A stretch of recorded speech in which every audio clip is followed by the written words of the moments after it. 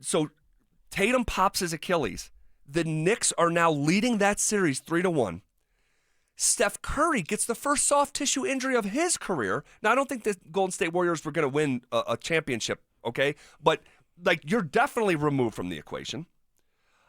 You have a Cleveland team that, after winning, how many games did they win? 60? Something? Maybe even more than that. They're down 3-1 to the Indiana Pacers. I mean, so, someone is going to have to step up and win this championship.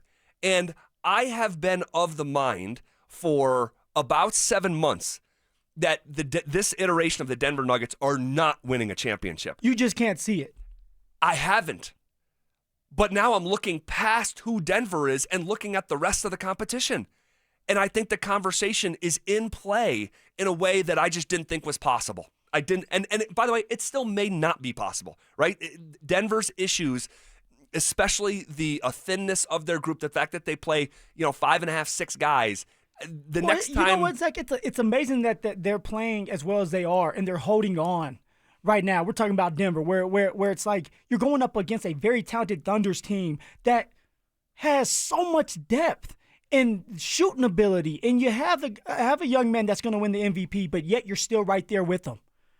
You win this one tonight, you have an 81% chance to take this series. And nobody's giving you a chance. Nobody has gave you a chance from the start of this series, and yet you're still here. Well, I'll say this, and what I was going to say a second ago is that, if we see this Nuggets team go win a championship playing essentially 5 guys, call it 6, it would be the thinnest champion of all time. We don't see this. We don't see it in NBA basketball. We don't see it in any kind of basketball, but especially not the NBA. If they go on to win a championship, David Adelman will become the head coach. Can we agree with that? Oh my gosh! Yes, of course, of course. And they don't even need to go win a championship for him to still, be named the next head coach of the Denver Nuggets. But yeah, there is no juggernaut. There just isn't, man. Boston was already down before Tatum got hurt. So you look at the landscape, who's the current odds-on favorite? D, can you pull that up? The current odds-on favorite to win it all? To win it all.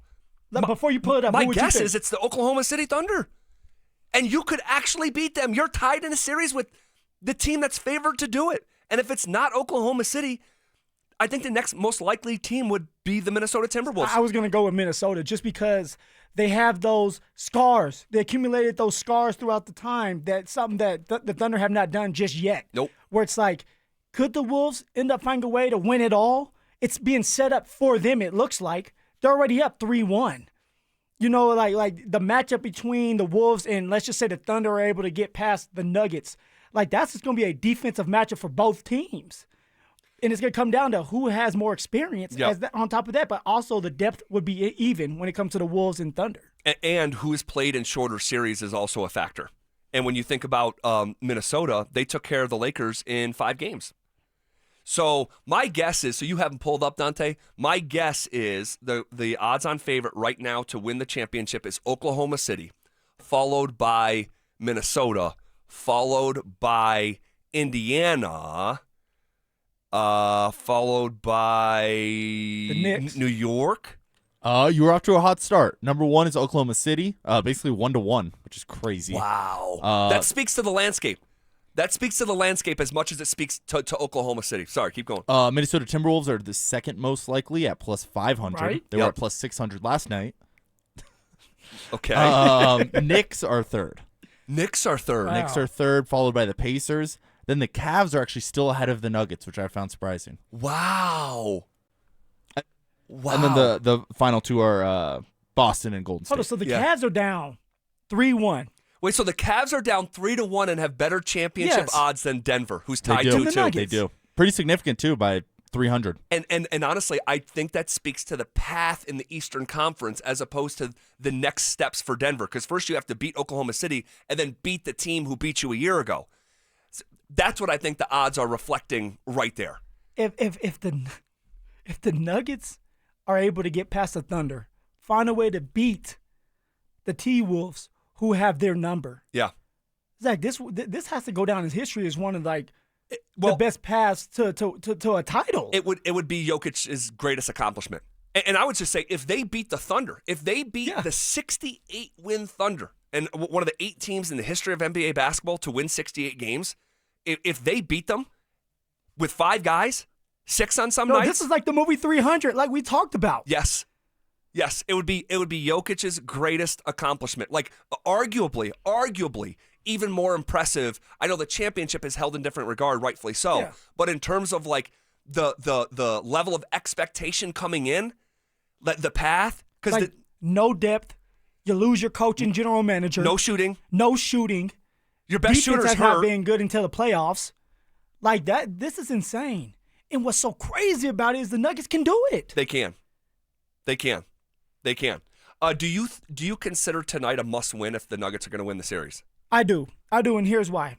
You have a young and hungry Thunders team that if you let them win 2 games in a row, the confidence is there. They're winning right. If they win tonight, they're winning at home. You have a team in the Nuggets that are dog tired. It doesn't matter if they had 24 hours or a little bit more of rest. They're just tired. They don't have the depth.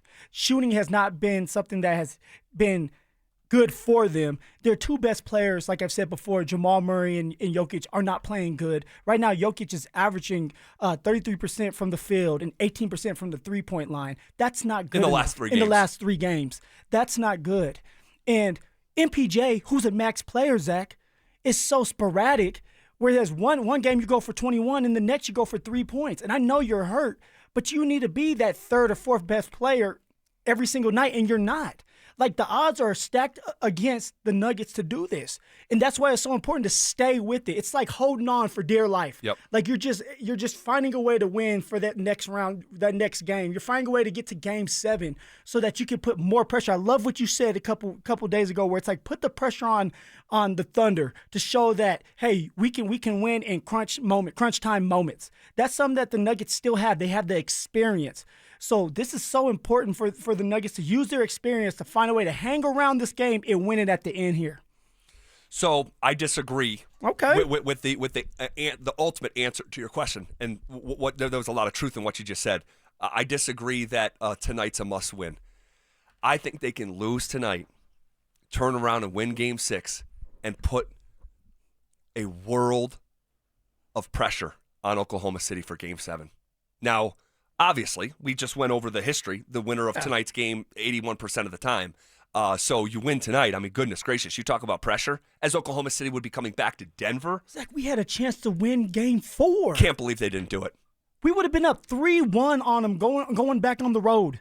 And just have to win one more game. And they would have to win 3 straight.